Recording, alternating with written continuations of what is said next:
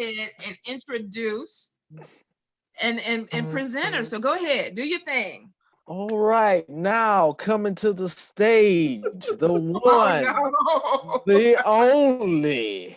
Y'all, give her a hand for the Motown Witch. Oh my God. Yes. Really? Coming to the stage. Now you know she can dance, right? Bring out Okay, my inner exactly. stripper. That's why I said that. She finna bring out the scimitar in a minute. I was gonna say 100%. You know she can come with it if you put her out there. She can put her skirt on and do something now. Yeah, baby, we're live. So Yvette, introduce yourself and tell us what you do. Because I know I came across you on Facebook, and it actually was memes that got me first because I was like, oh my God, I love her sense of humor. And then I realized, I said, oh, she does this and she does that, and she has her own shop and she's presenting classes. So it was just like a whole other world opened up. And I was just, and you're amazing. I have to say that I'm girl crushing. I mean, it's unfortunate that you married, but I saw your husband. I like your husband. But I met you in Denver and I was like, oh my God, she's even more attractive in person. And then the personality and the knowledge and everything else was there. So go ahead and tell us about yourself. Well, thank you. You can my sense of humor is attributed to my father. I have my dad's sense of humor. It's called an only child of a warped man. So That might be a blessing, though. That might be a blessing. yeah, my dad passed in 2013, and I found a folder in my Yahoo groups and my Yahoo emails of all these inappropriate jokes that he used to send. So, Oh, you know, but this is just me growing up, being raised by a Southern grandmother, spending my summer. So learning from all of that, and then growing up in a Polish community, so you learn that part as well. And I think I started calling myself a witch when I was around 10. So, but that was just for the healer process of it, not the whole Wicca thing and all the other stuff. So I've dabbled, I've been a priestess of a Kemetic temple. I started with Ephod, and that person showed me his true colors. And then I went to Voodoo, and then that person showed me her true colors. So I just decided that Yvette is just Yvette, and here we are. you know, I think that's actually, it's a beautiful thing because a lot of people assume when you see somebody on their spiritual journey that all this stuff is falling into place and you're finding the right mentors and you're making the right connections. And I think it's really good to share that you've had some misgivings. I've had misgivings with people, and you've decided that you're going to do your own thing at this point. You're going to make it what it is, yours, because it truly comes back to spirit connection. Right. So it doesn't, I mean, whatever tradition or whatever you want to call it, it always comes back down to spirit connection. Mm-hmm. Now, I know you based in Detroit. Have you always been in Detroit? Technically, well, I mean, I grew up inside of a little Polish city inside of Detroit. It's a little small city called Hamtramck inside of Detroit. But I've always lived here. I think I lived for like a year in Maryland, DC area. Other than that, here I've been. That's good. We got people on here saying Detroit is listening. So you got your people. Your people came through because they want to hear. So I think that's good though. The support is there and it's showing the love too. Because I know you do a lot in your community. I know you were about to do the Detroit Festival, and I'm so disappointed that you had to cancel because I know you put so much energy. Yeah, I'm gonna call it a postponing. That's what we'll say. Yeah, you're right. Postponing. Will we postponing until what? What month next year? I'm thinking April because I'm thinking of when it's not so cold here. We have so many people coming from southern states, and I would really not like to introduce them to Detroit winter. We appreciate that. We 100% appreciate that. I got that wake up call in Denver when I woke up that morning and it was snowing. I was like, "What is this?" But it wasn't cold. It wasn't cold snow, so we were good. It wasn't cold snow? No.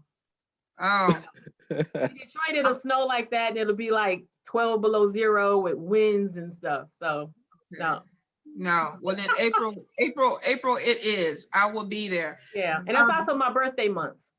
oh, well, then that'll be even better. That'll be because you got a lot to Oh, celebrate. Yes.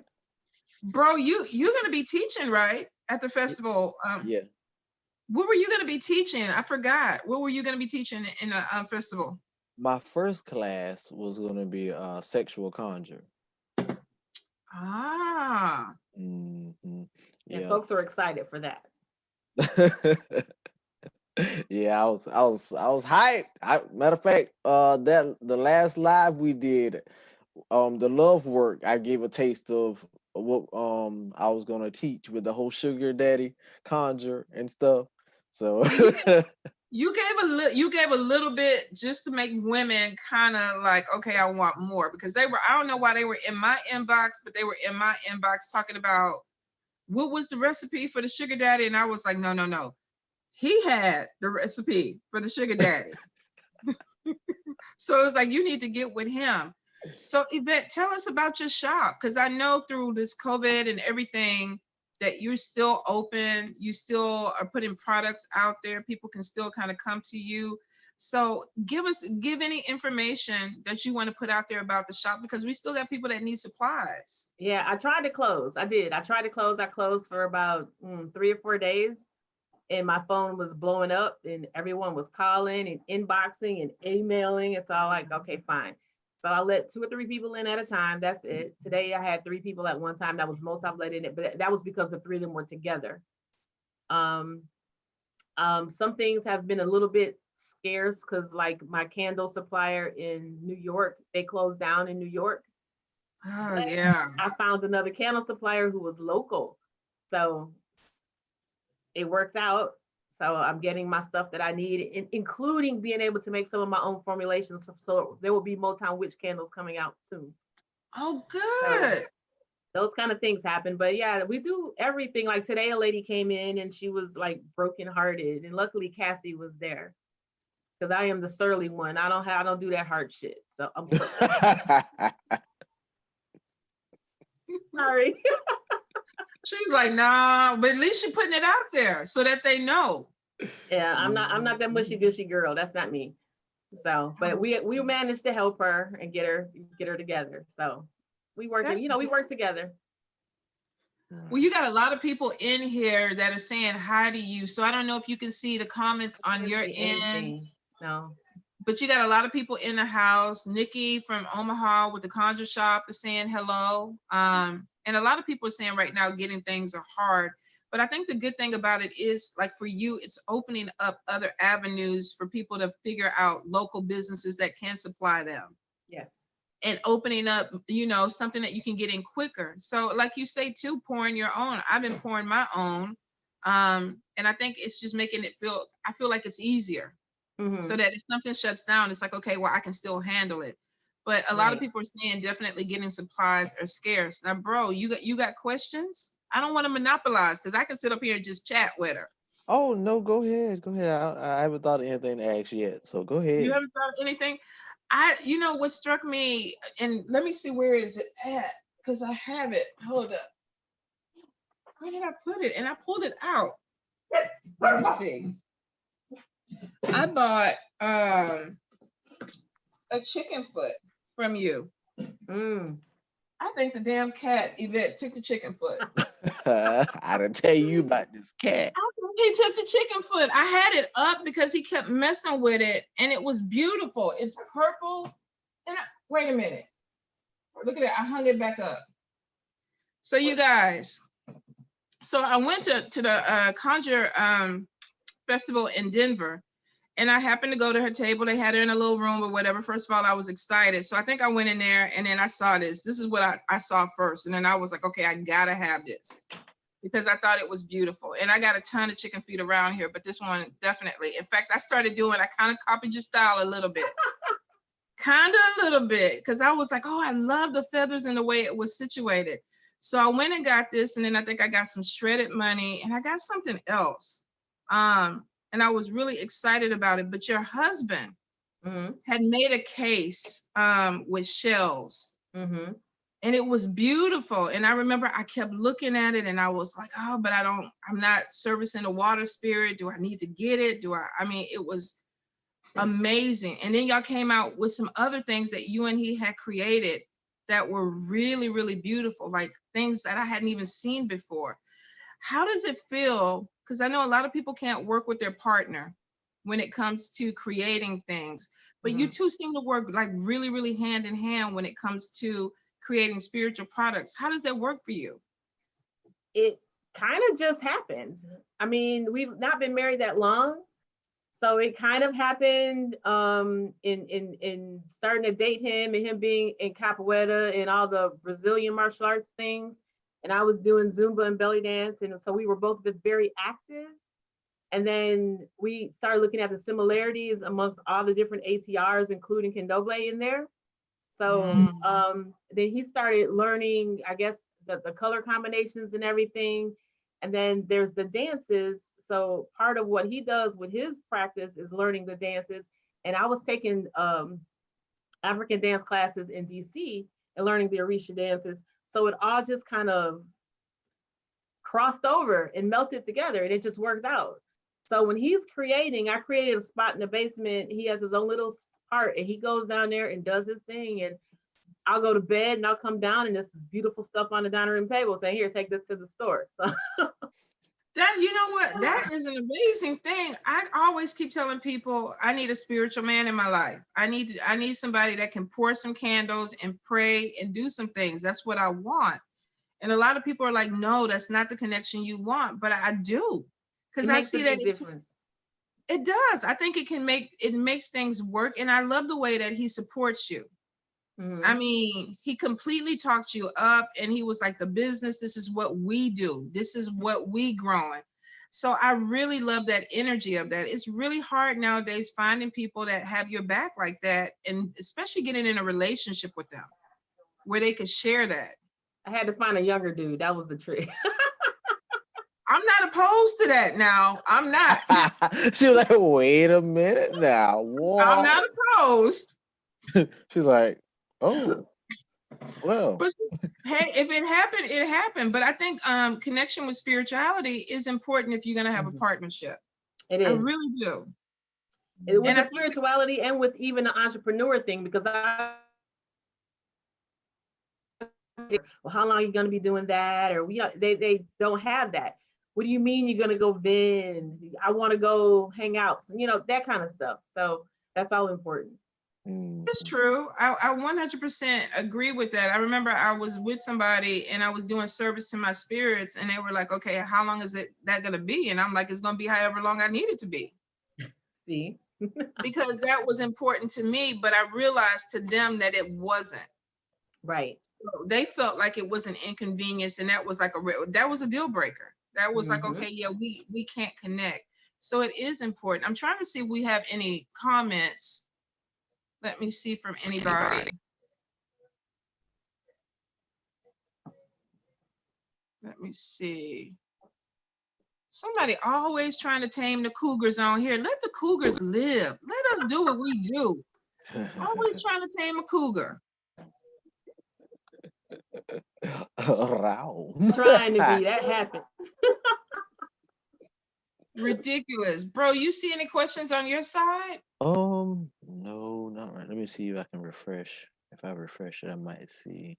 Now, you say you started calling yourself a witch at 10, and you went through some different traditions trying to figure out what was the right path. What do you feel most comfortable? I mean, I don't want to loop it in because I know with me, I'm like you, there's certain things that I have tried, but voodoo definitely is my connection. I think it's hard to find people that you can connect to and grow and learn with, but it is what I feel stronger in. What do you feel more connected with in your practice?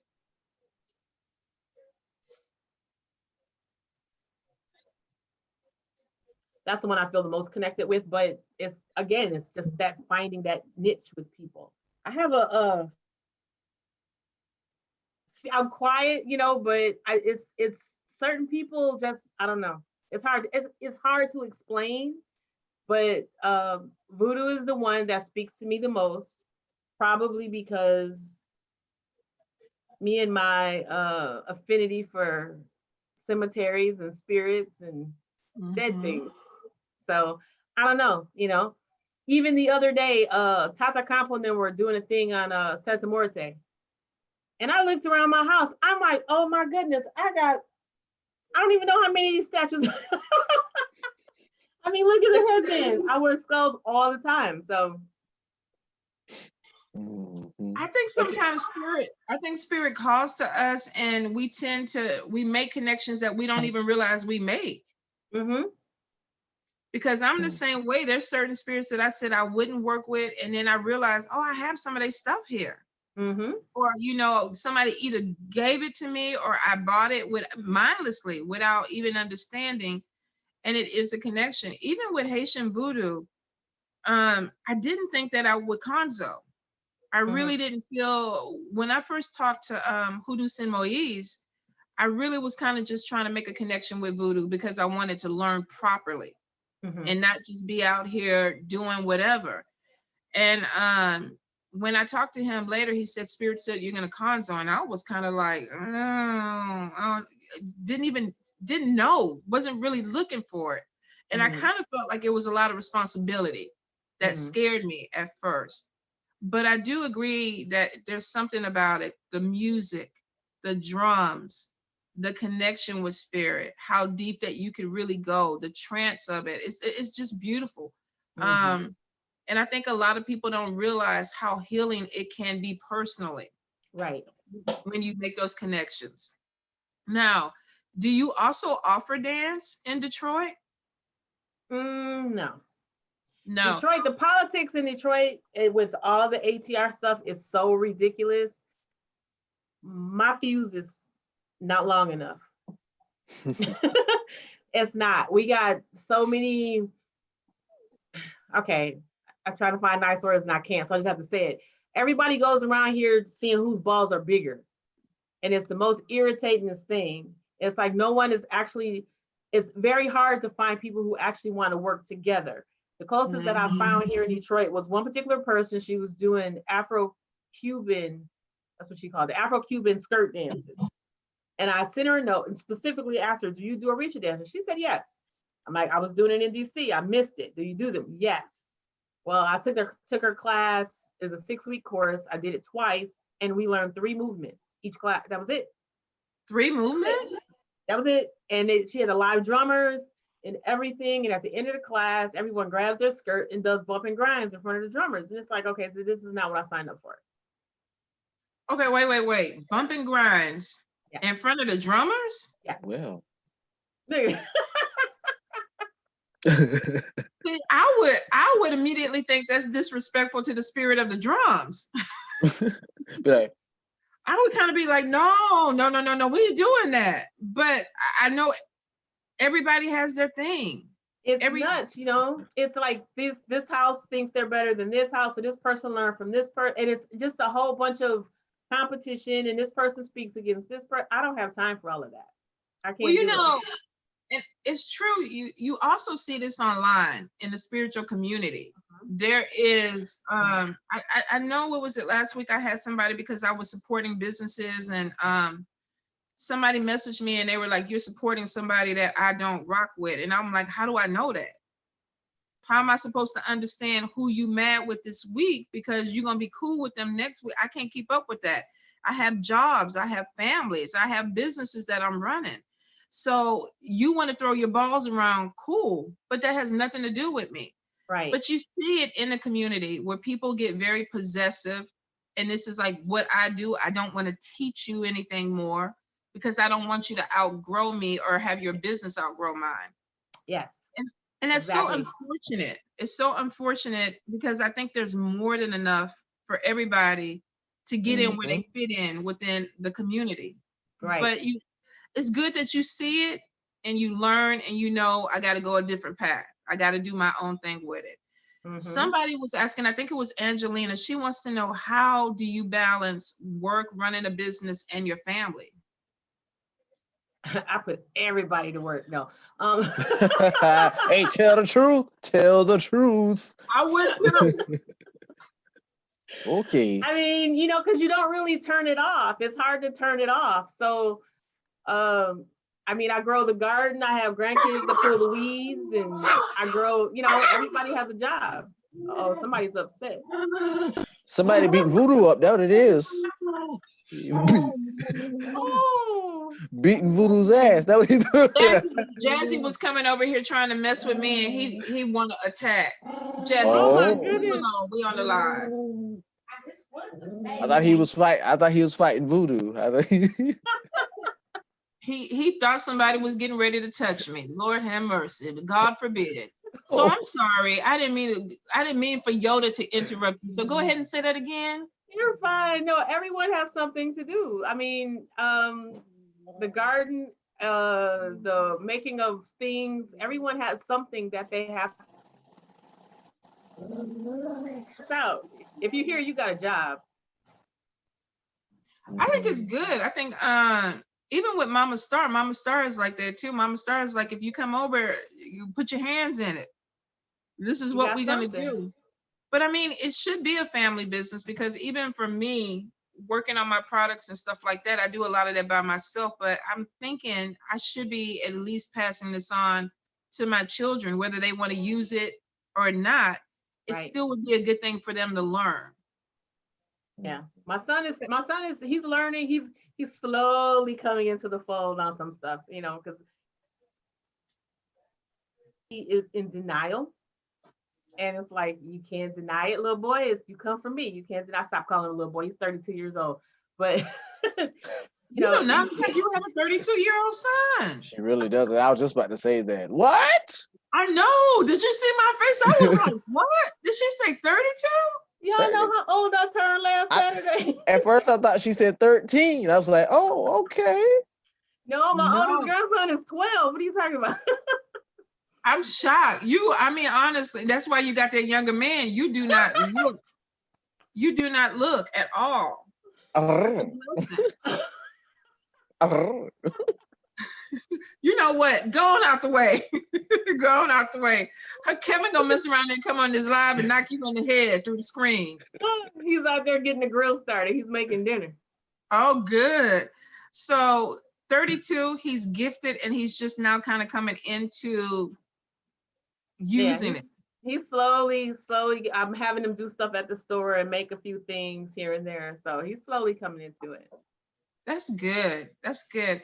I think a lot of people don't realize, especially if you are gifted, a lot of times that your children will share into that. And I think it's the right thing to at least introduce the work to them, because it may become the legacy. It really did. Right. I didn't grow up. I know a lot of spiritual workers are like, my grandmother taught me, and this is where I learned. I didn't grow up in that environment. They were very closed off. They didn't want us to see what they were doing. They even spoke Creole, so we couldn't even figure out what they were doing. And they didn't want to teach us Creole because they didn't want us to know. Wow. So it was really, I think they wanted to push Catholicism. They did this other stuff in the background, but they didn't want it to be mainstream. And so I really, when I look back on that, I think about how much knowledge that could have been passed down and shared that they chose not to. Wow. Well, do they talk to you like, they still talk to you in your ears at least? You know, Tell my you grandmother she comes a lot, and she actually helps now with recipes and things from the other side. But when she was alive, it was like, nah, we're not doing that. She was very secretive about it. And I respect that. I do. But I know for me, with my children, I would like different. You know, with my children are eventually my grandkids. Whenever they come, I would love to be able to share that. I think I got some for you. You want some? I got some for you. Oh, no. I can wait. I can wait. Look, I'm talking and I had to look sideways because I didn't want them to hear it. You heard? I've had a 4-year-old quarantining with us this whole time. Yeah. Oh my goodness. All right, let me find another question for you. Let's see. I'm gonna ask a question. Well, you know, the term witch gets a lot of stigma, especially as people being most women that call themselves witches are African American, and it will give some folks um, a little more something solid to stand on hearing from an African American woman that calls herself a witch, because you see people online, but to see somebody talk about it, faith, like that, it will bring some substantiation.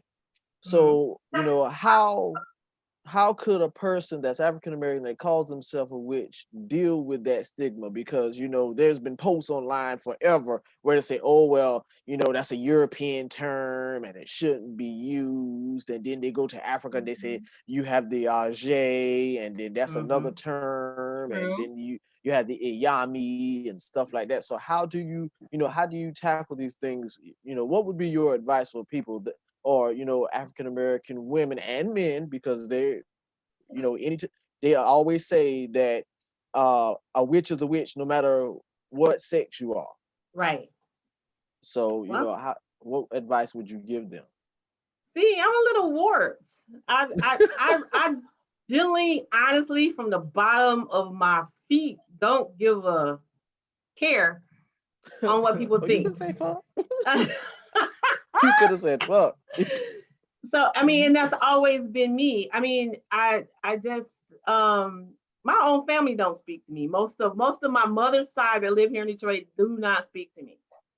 And I'm fine with that.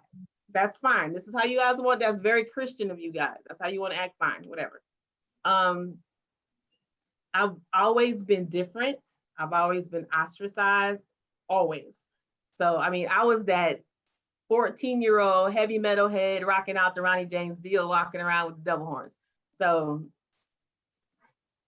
so I think you have to have self-assurance in yourself even before you even step into anything like this anyways. So if you're going to step into something like this, you got to have your shit together and honestly not give two fucks what anybody thinks of you. Because if you do, you're going to drive yourself crazy. You really, I don't really think it's very easy for anyone to even step into a particular ATR if you're going to worry about what people think, because that's different from the so-called mainstream. You're absolutely right. I think a lot of people, like I tell some people, you got to come out the closet. Yes. You this is who you are. And if you're going to practice, you need to embrace it 100%, because to me, it affects your work.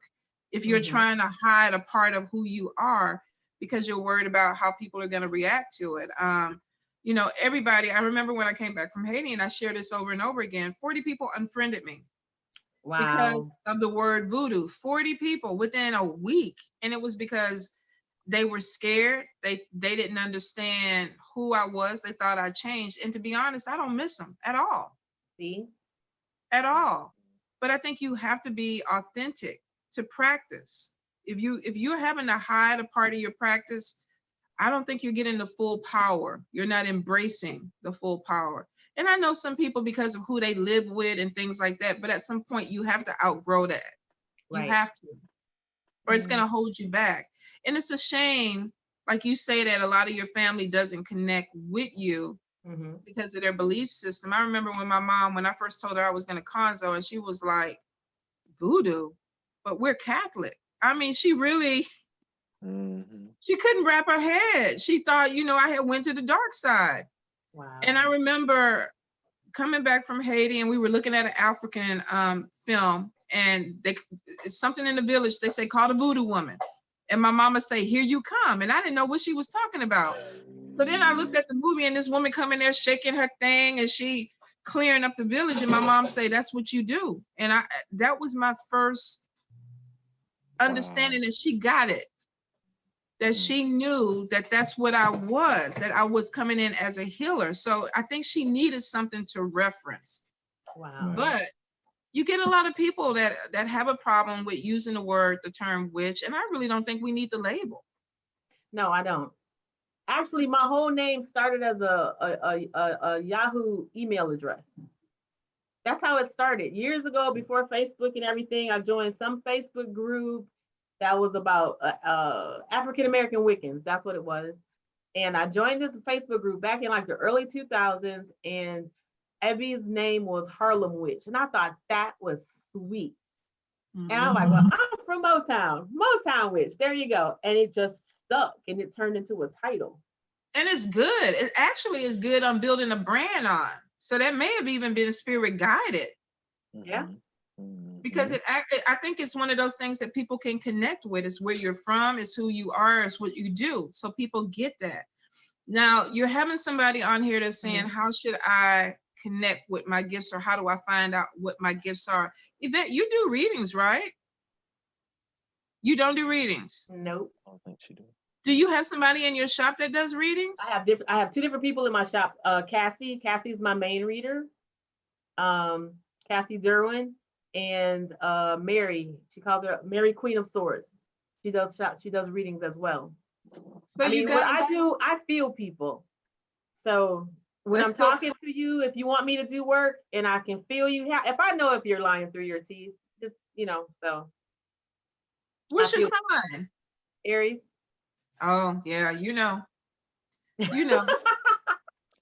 Yep. think a lot of people, like you say, that you don't need tools. There's some people that really don't need tools. They're very intuitive and they connect with spirit. And especially when it comes to doing work and things like that, I think a lot of people just know, should I take this on, yay or nay? And it Yeah. connects. But you guys, if you're in the area and you go to the shop when you're able to go to the shop, she has 2 in-house readers that you can connect with. Or can they connect with them online? Do they have even online links to you? Or is it just in the shop? They're in the shop, and then they have their own Facebook pages and fan pages. Okay, so you guys, if you want to reach out to her readers, contact her so that she can put you in contact with them, so you can make that connection. Let's see.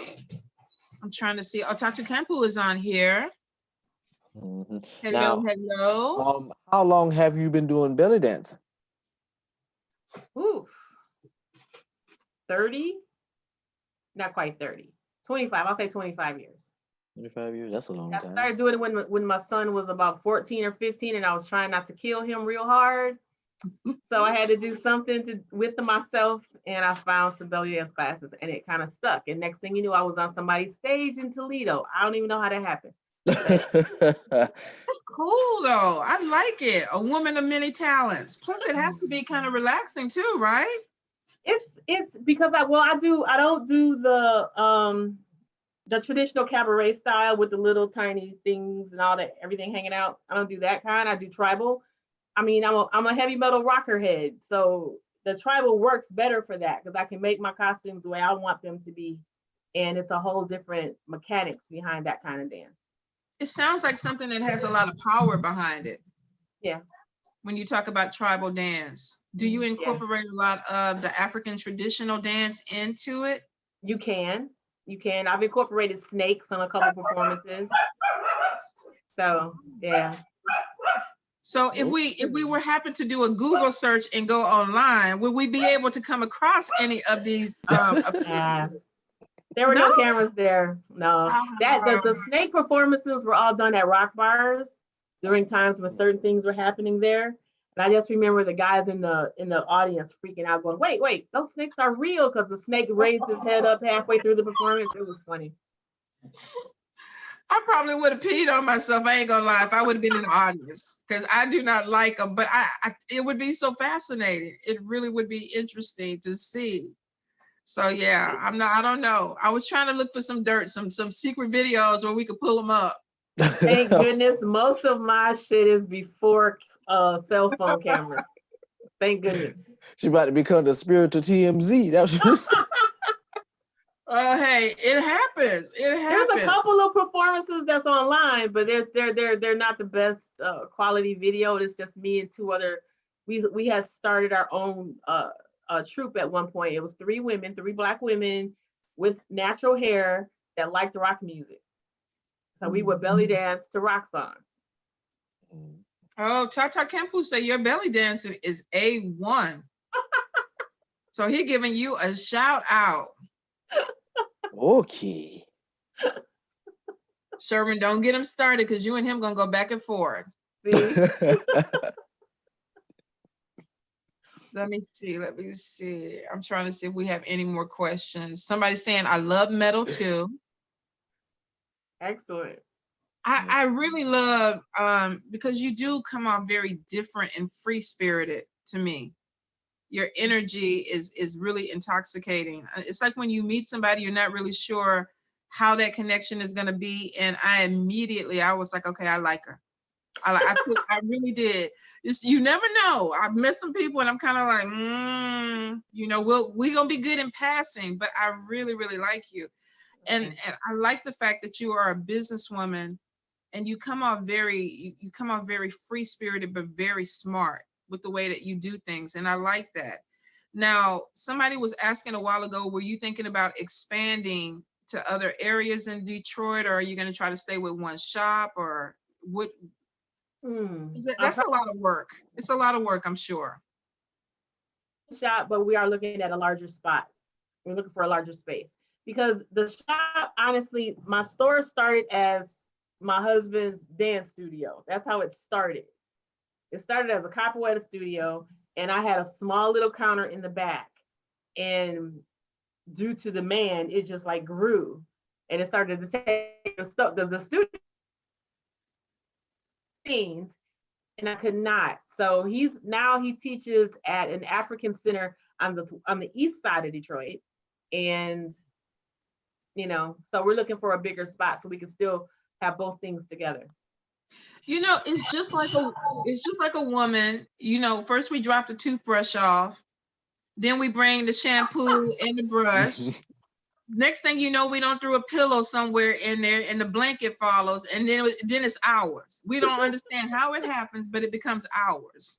My son already told me that. He goes, "You just took over the man's everything." That's what we do. That is exactly what women do. We just come in and it looked like it paid off. Like it actually was a good thing. It did. It just worked out. So our lease is up next March, in March. So I'm already looking for, I want to buy. So I'm looking at real estate now. Good. Yes, own. Make it your own. And a lot of expansion. I feel like you got a lot of expansion that's coming in. Now, for people that want to order products from you, what's your website? How can they get in contact with you? MotownWitch.com. Okay. And anybody who wants to make donations to you, what's your Cash App? Motown Witch.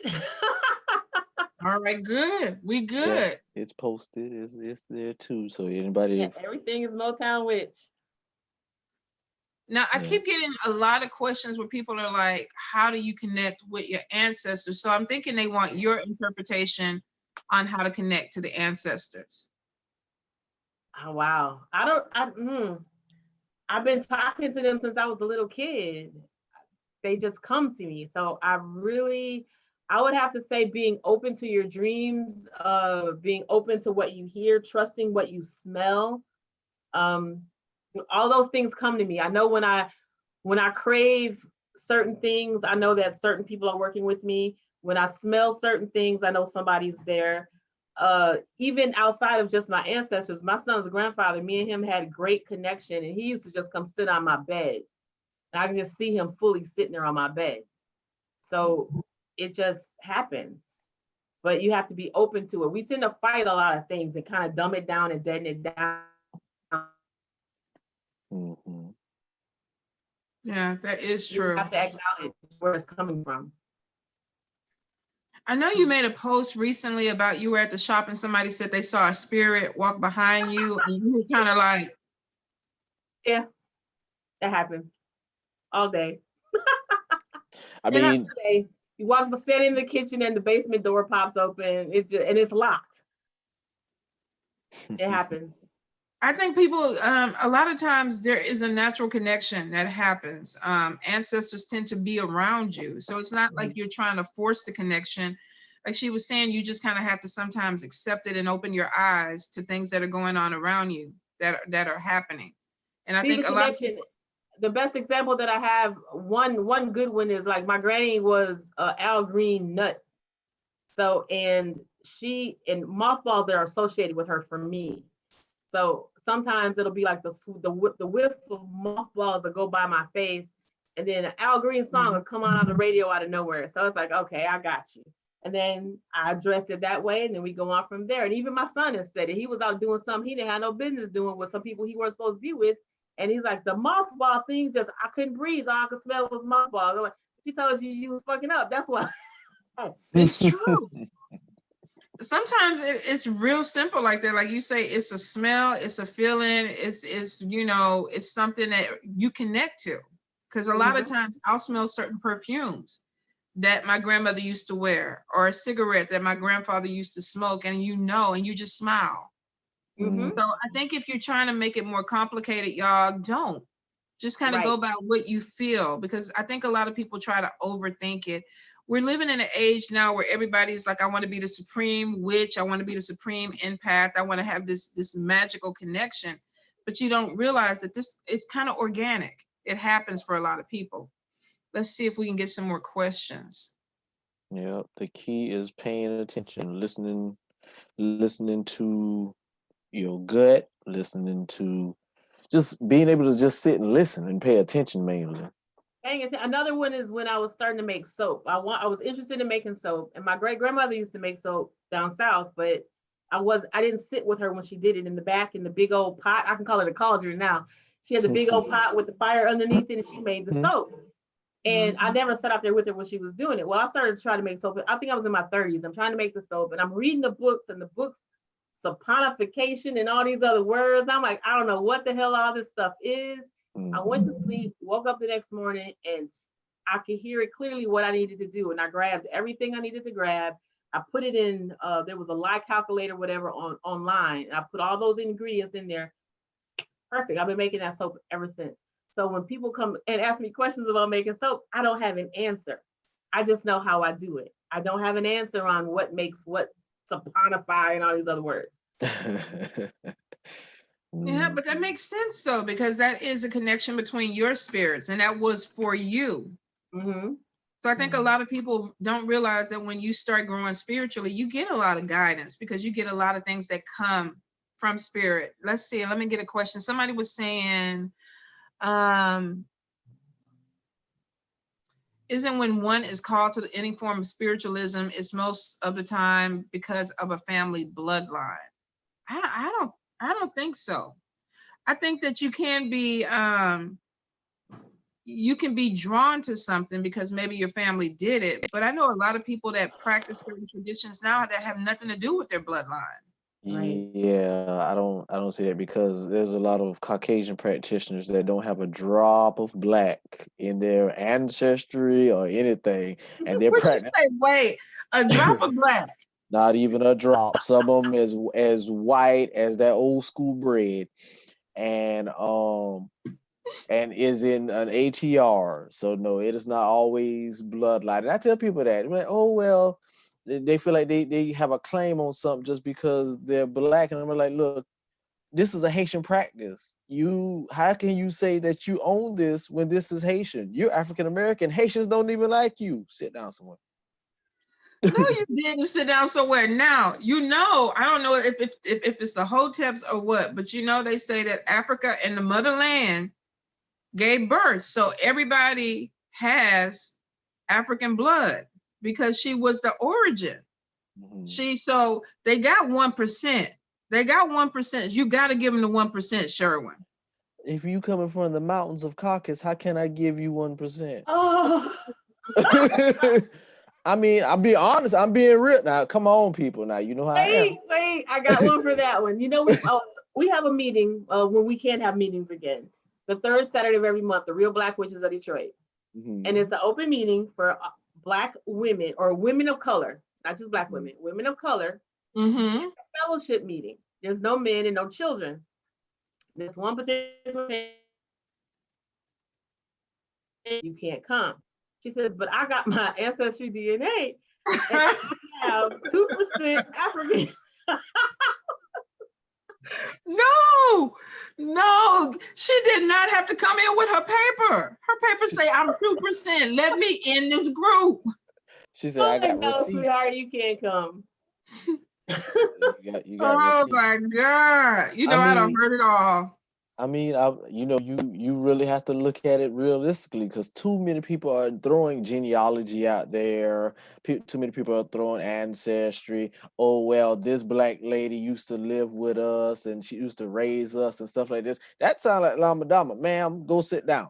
You had a mammy. That don't mean nothing. You gotta be fair though, because there are a lot of witches that do practice European traditions that Mhm, are black, that the Europeans are saying, no, that does not connect to your ancestry. So it mhm, almost, you know what I always tell people, get in what you fit in. If the Right. spirit is willing to work with you, then work with the mhm. spirit. Yeah, If it's not willing to exactly. work with you, I have seen some people have a hard time connecting to certain spirits, and it's because the spirit is like, no, no, Mhm, we're not doing this. So you you mhm, you have to be realistic about what you're trying to do. You really do. mhm, And I mhm, think that's where a lot of people, some people assume that they're supposed to be included in every group, and you're not. mhm, Right. You are mhm. not. There are places that I wouldn't even try to get into because it's not my place. So I think if you really trying to grow, you have to be around people that, first of all, want you there, Right. that want to be able to work with you and teach you, and you can grow in that environment. And like you say, for some people, it's gonna be too much. It won't be able to happen. That 2% just took me out though. That sounds like something I would It's do. Like, true. okay, look, I got my ancestry.com. It's highlighted. Let me in. It's true. And you know what's interesting is with this whole Legba thing that's going around, someone sent me screenshots where these people are getting kicked out of these groups because they're light skinned. What? Yeah, they're getting kicked out of these groups and stuff because they're light skinned because the people in the groups feel like they aren't fully black because they're mixed. Okay, what does that have Wow. to do with Legba? I- because the lady that died was white, and they feel like because she was white, she died because she was working with a black god. Wow. You know, that's why I made the post that I made. I think people, first of all, you have to be respectful of any tradition that you're getting involved with. Second of all, you need to have some type of knowledge or research. Now, we know Frida is mulatto. Mhm. So if you have somebody that's practicing voodoo and you feel like they not dark enough, because I read somewhere too that somebody said that Danto, you to work with Danto, you have to be dark skinned. She won't work with you unless you really, really black. And I was like, where do we get this from? Where did this come from? Do not know. So that is crazy. So they're putting people out the group because they think what they gonna die because they light skinned? That they feel like that the person doesn't have, is it does not have the license to work or do or or be part of that tradition because they're mixed because they have lighter skin and like in the screenshot it shows where the girl that was getting kicked out, you can go to her page and she's light skinned but you could tell she's black, and at the top of it she was like, y'all, I'm getting kicked out of this group because of my skin color. So I'm like, people doing too much. I think, yeah, that's kind of going into ignorance. Now, what Yvette was saying about having a group for Black witches, I think what you're doing with that is you're building a community where there isn't Hmm. one, and you're giving people a place to come and learn and So many fellowship. women come in and have questions. They have so many questions throughout the week, Exactly. all the time. And, so I'm like, well, this is a place, and I usually have one of my friends moderate the meeting. So she'll run the meeting, and then they can ask questions. They can. Hmm. So I have people who are very various. How can I say this? Various paths, seasoned, that can answer these questions without prejudice. So it's like, no question is stupid. We're not going to laugh at you. We're not going to make you feel less than. And I think that questions, because so many people make you feel bad if you don't know something. It's true. It's true. I think a lot of people need safe havens, and I don't have a problem with people. I never had an issue with groups and things like that because I agree with you. I think that sometimes there is, when there's like-minded people, there's comfortable there. You can be comfortable there, and you can be yourself and feel safe. Mhm. But an issue with somebody that's telling me that because I'm light skinned that I can no longer participate in this group, that would be, they did them a favor. They did them a favor because they were supposed to walk away from that anyway. Right. Because that's illogical. You got to have something. I'm logic. It got to make sense to me. If it don't make sense to me, then I don't want to be associated with the group anyway. So they did them a favor. Let's see. They did. They really did. Some of these groups on Facebook and stuff, I had to kind of delete. And people added me to groups that my belief system was different. And I don't like stupidity. I can understand not understanding or because I have things I don't know. But when it becomes to me that it gets too far left, I'm like, I can't do that. That's not, you're not teaching anybody. You're not really even working with spirit. So you got to walk away from situations because you can have toxic connections in this community. Yes. And and if you're trying to grow and spread, you don't need those toxic connections. That's where your discernment comes in. Like with your group, you get to pick and choose who comes in because somebody could be a problem. We don't want this problem, so we're not going to let you in. And I think people don't realize, sometimes people are so headstrong on trying to be connected to something that they don't realize that it's not maybe what they need to be connected to. Right. So I'm glad if there's anyone who's interested in something like that, reach out to her. If you are trying to learn, because she's saying that she's giving you a safe environment or a haven. And if you're new and you're really trying to learn and you're dealing with looking for mentors, reach out to her if you're in that area, because I feel like they should have communities that have groups like that. Let me see. We need it. We really do, especially people of color. We really do. Definitely. Because we don't have it. Every other culture has some kind of, have something they can bond in, especially spiritually. But we always trying to find, oh well, I'm gonna go over here and do this, I'm gonna go over here and do that, and blah blah blah blah, and then we get into the whole war and everybody throwing at somebody and everybody doing this. That's draining. They're doing too much. We need to all come together, and we need more African American covens. We need we need all this. I ain't gonna lie, long time ago I tried it, but I'm in the Bible Belt. It didn't work. So, but I think too, like you said, you really, if you're gonna build a community, it's based on who you're dealing with. Yeah. Elder. You know, and not just because we got a lot of elders out there that are starting communities that don't need to. That really don't need to. And I think so, and that's why a lot of things in the Black community kind of go to the side because of who we connect to. So that hurts us. I do agree with that. I think we need credible connections, covens, houses, organizations for us. But I think too, at some point, as a community of Black witches or Black practitioners, we also need to start being a lot more vocal about the people that don't need to be doing this. Right. We're horrible at keeping secrets in this community because we don't want to cause problems with other people, but we letting other people initiate and join covens that they shouldn't. And I think that at some point is going to change because it has to. Or just do some really jacked up stuff. I mean, there's a particular person I used to work with that we did a cleansing for this family. We were doing they felt that they had something on them. So we're going to do a cleansing on this family. We're doing the cleansing, we're asperging and doing all the things that we're doing. And halfway through it, she just read the guy and told the guy about some chick that he was messing with. His fiance standing right there. Ooh. I'm like, what the entire hell? And she says, well, I told them that this was going to cause healing. That's not healing. You just tore these people apart. She literally broke them down. Yes. I was so mad. See, and I've grown because there was no bloodshed. I think unfortunately you see that a lot and you're kind of like, okay, what just happened? What we doing? Right. And it's like we deal with these people, so I have to distance myself from you now because you do this. It's not the only time you've done something like this. That was probably the worst thing she had done. So, but that's a whole nother ball of wax. Well, I think you're very right where you say sometimes you have to look at the situation and go, you know what? I got to go. I got to move this way.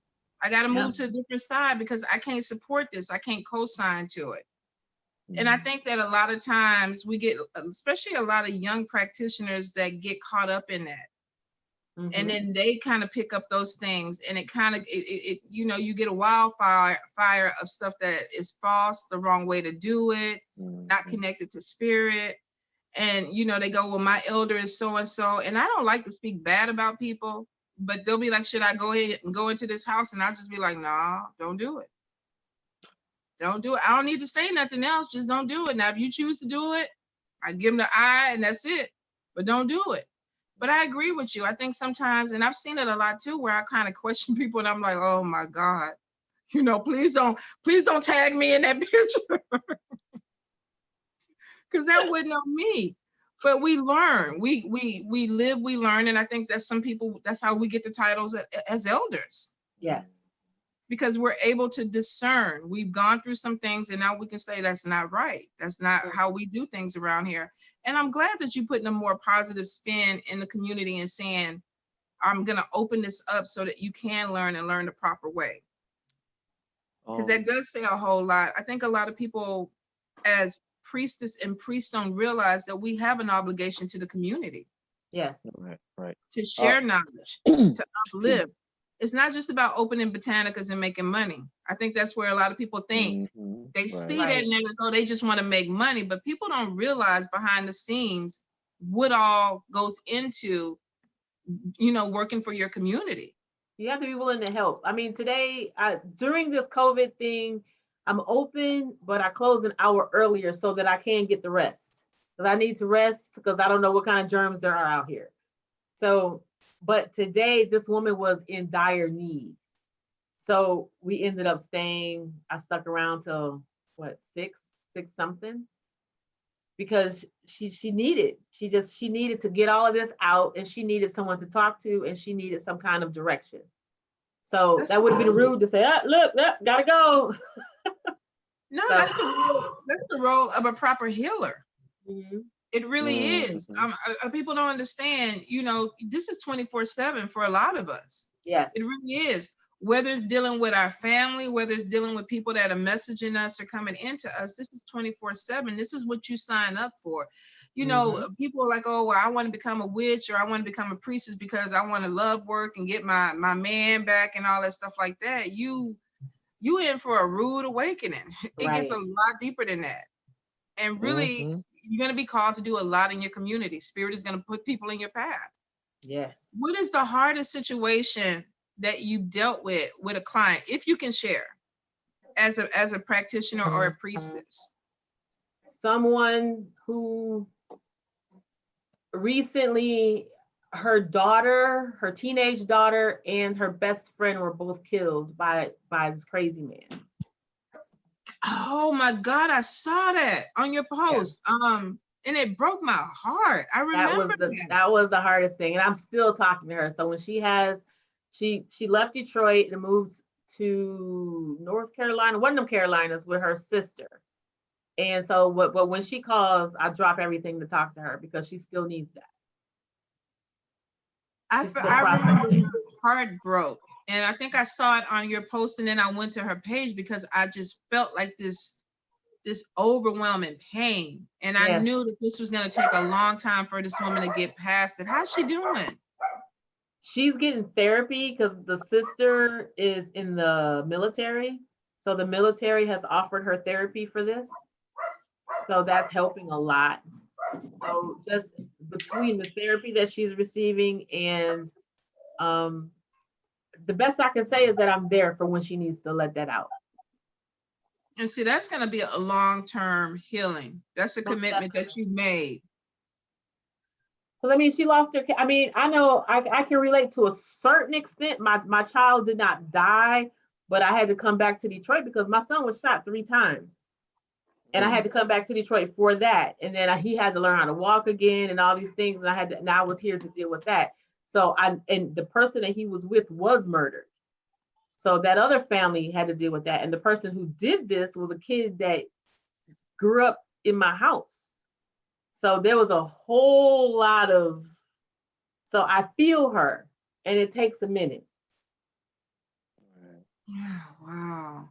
I'm so sorry you went through that. I mean, I know Detroit kind of has, you read so much. I really, after that case, I remember reading more and more cases. I was like, what the hell was going on that month? It was freaking crazy. It And I was kept nuts. thinking, for the priestess or the practitioners there, that's going to be a heavy freaking month to get through. It's a lot. It's a lot. That means tequila in the cup with the, yeah, that's at the end of the day, this a nice hot shower, and then I get to sit and unplug. Because you have to unplug. You have Mhm. to give me some loud music and some guitar and let me just stomp this out, and then I'm good. No, that was going to be my next question was how do you let go of that? But you're right. You're I absolutely did, right.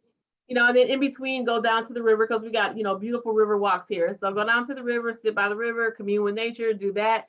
But that doesn't get me as much as give me some AC/DC and some, I'm good. Just, I got to stomp it out. See, and I'm booty music. I'm like, okay, let me turn on my booty music and twerk it out. We got twerk it out. But that's my thing. But you got to have something to transmute that energy because if you Yeah. don't, it would weigh you down Mhm. 100%. So what is the goal moving forward? What do you want to do? What is the Motown Witch want to do in the next 2 to 3 years?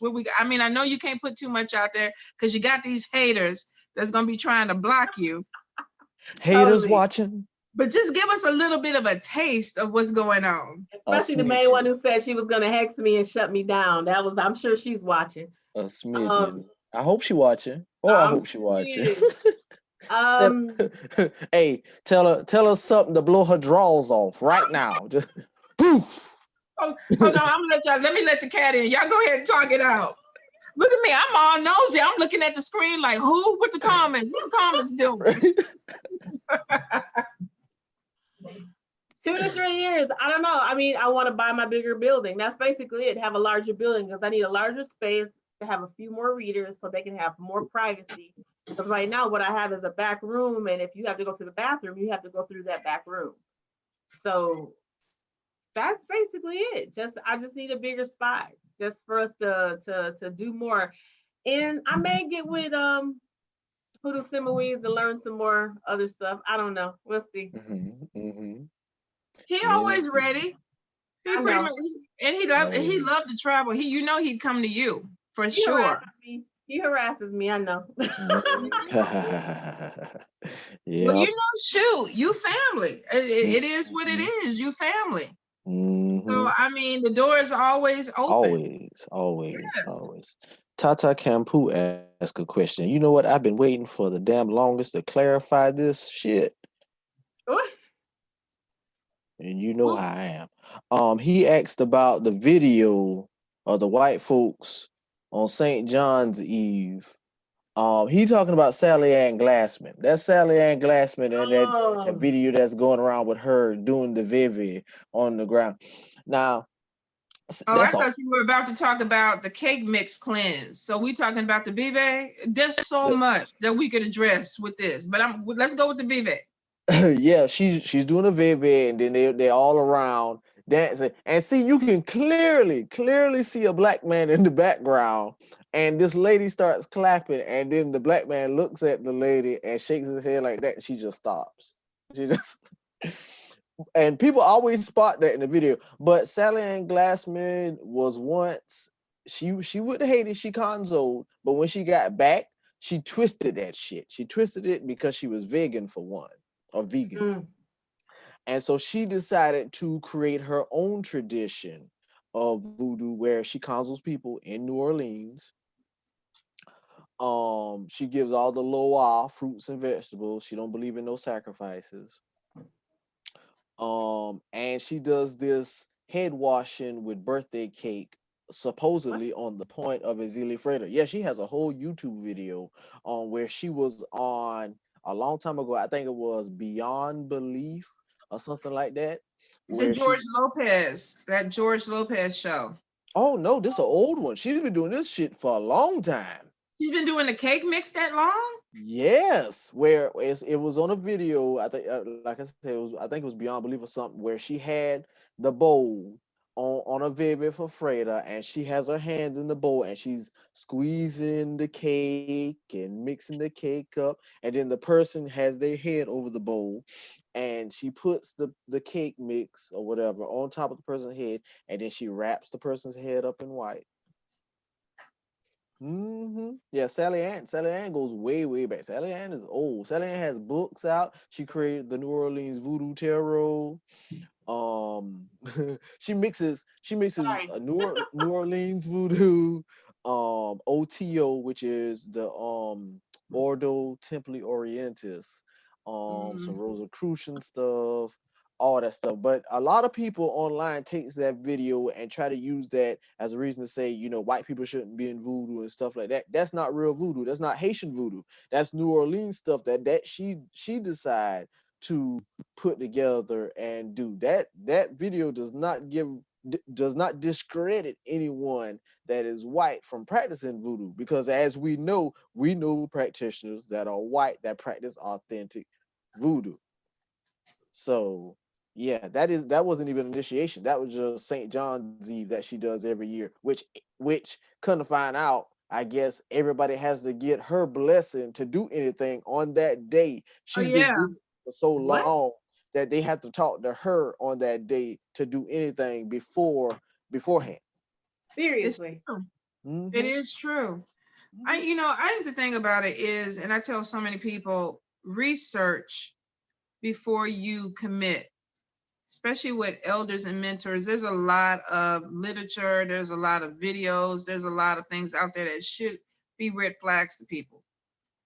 And if they choose to move forward with something like that, then so be it. That's what they want. I have to Right. think that. Because if you telling me that I'm coming there, you fixing to put some cake mix in my hair, we got a problem. We got a problem. And I can't see Black people allowing that to happen. Because we can't just you can't just go in there and just rinse that. That's a whole process. So I think it's unfortunate. You got a lot of videos because of that death of that young women that are circling now with voodoo that's not voodoo. Right. And maybe this will give people an opportunity to say, you know what, let me look at this person because this is a mambo, or this is an ugan, or this is a priestess, or this is somebody who practices, and that's who I need to reach out to. Because I think moving forward, a lot of people are going to wean out this false and fake stuff. Yes. I always tell people, you want to be called a witch until you start, they start burning us at the stake. And then the real is going to come out. Right. Because we're going to see who really is going to die for their spirits, or who's willing to die for their spirits, and who out here just faking the funk. And that's what you're going to see. You have to be able to stand on your own. That's the most important thing. Always, because the person who I started with on the voodoo route with tried that vegan crap. She didn't let that be known until we got to that point. And we got to that point of the so-called Kanzo, and she said, you can't offer blood because then the spirits will always want blood. And because she doesn't do that, we're not going to do it. And I'm like, okay, something's totally missing. And I questioned a couple things. She got pissed off at me and told me because she was mambo, I was supposed to listen to her. It's like, hello, I'm Yvette. Have you met me? That doesn't work in my world. Absolutely. So, and so then she told everybody that they could not talk to me anymore. And she blocked me. And then I had people inbox me because every time they asked a question, she blocked them as well. The funny part is, me and Hussein Louise had this conversation and he knew exactly who I was talking about. Of course he do. Yeah, he knows now. It's about 3 vegan mambos. It really is. It's about 3 vegan mambos out there. So it's probably not hard to figure out who it could be. But I think the whole thing about it, like you say, you ask questions and you got blocked, and it's because that wasn't the path. Spirit She showed told me I was you. supposed to do what she said. She said, now even I had to go get baptized Catholic. She says, you don't have to be in part of the church, but just go get baptized because the saints won't work with you if you're not baptized. Oh, I know exactly who you're talking about. And I'm like, you sound absolutely insane. Yeah, it just came to me too who you was talking about. Yeah, I think the thing about it is like you say, you were like, nah, because then it becomes a cult. It becomes a cult when somebody's telling you to shut up and do what I tell you to do, and your spirit is telling you everything against it. That becomes a cult. So no. I didn't take too many ass whoopings as a kid because I didn't do what I was told. That's never worked with me. My mom was telling me that last night too. She go, "You never listen." And I say, at 52, I don't think it's about to change. It's not about to happen. I'm sorry. It is what it is. Well, we already hitting that mark where we going over, and I know you had a long day, and I know Sherwin, you tired too. But we gonna let you finish out. Is there anything that you want to say? Anything promoting your business, promoting what you're doing, whatever you want to put out there. Motownwitch.com. Here in Detroit, come by 18018 James Cousins Freeway. We're open right now during this mess, Monday through Saturday, 10 to 5, because I need to get the more rest because I don't trust these virus mess and I don't want to get sick. Don't trust it because it's not over. Don't trust it. It's not. Coming home today, because it's warm in Detroit today, all I saw was people in shorts walking up and down the street, no mask, no nothing. So it's not over. What? Oh no. Right. Which is why I had to make that hard decision. I had to finally just give in and listen to the hotel or listen to everyone about the festival. Because it's like there's going to be a resurgence of something because nobody's listening. It's true. It's true. But you know what? I think honestly, next year you won't have any problems. Things will kind of go, the flow will be better, and we should be way past this. So it actually is going to be better for you. Yeah, you don't want to have to hold some type of event constantly worried about, the coughing, the sick. You don't want that. Right. I'm still be worried. I ain't gonna lie. I'm gonna still be worried. I am. Well, I know you are. I know you are. But thank you so much for being here. And I want you to come back. I do, because I enjoy, I like your energy and I like the way we talk together. So don't make this be the last time. All right. I want All you you to have to come do back is invite me. Just invite me. So you heard this, Sherwin? Oh yeah, I'm a hijacker inbox. I'll be like, All right, so I just want to make sure I got a co-signer on it. So in case my ears is blocked up and I ain't hear nothing right.